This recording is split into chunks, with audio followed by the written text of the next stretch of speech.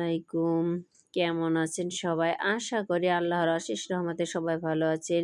আর এদিকে আমাদের আতালে বড় একটা খাস্তা একটা মোরগ ছিল। সেই মোরগটা জবাই করে রান্না করতেছিলাম, তা আবার গ্যাসের চুলায়। আমি গ্রামের বাড়িতে মাটির চুলায় রান্না করতে খুবই ভালো লাগে। কিন্তু আজ খুব খারাপ লাগতেছে, এইজন্য গ্যাসে রান্না করতেছি। আর এই যে আমরা যে রুটি তৈরি করার জন্য যে আমরা ডোটা তৈরি করি, ঠিক ওইভাবে আপনারা চাউলের গুঁড়া এরকমভাবে সেদ্ধ করে নেবেন। সেদ্ধ করার পরে ভালোভাবে আপনারা মিহিন করে করবেন। তারপরে এই পিঠাটা তৈরি করবেন।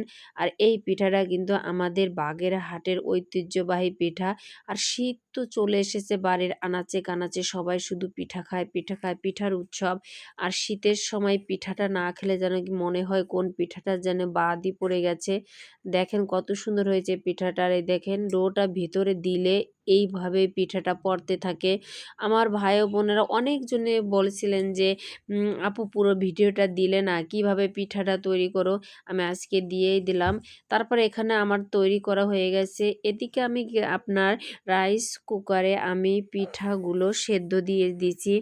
দেখেন ভিতরের পিঠাগুলো অল্প দিছিলাম, যখন ভাপ উঠছিল তখন সেদ্ধ হওয়ার পরে আরও কিছু এই যে এখন আমি দিয়ে দিতেছি। যখন আমার পিঠাগুলো হয়ে যাবে তখন তো আপনারা অবশ্যই বুঝবেন, যারা কুলি পিঠা বানান তারা তো অবশ্যই বুঝবেন যে পিঠা সেদ্ধ হয়ে গেছে।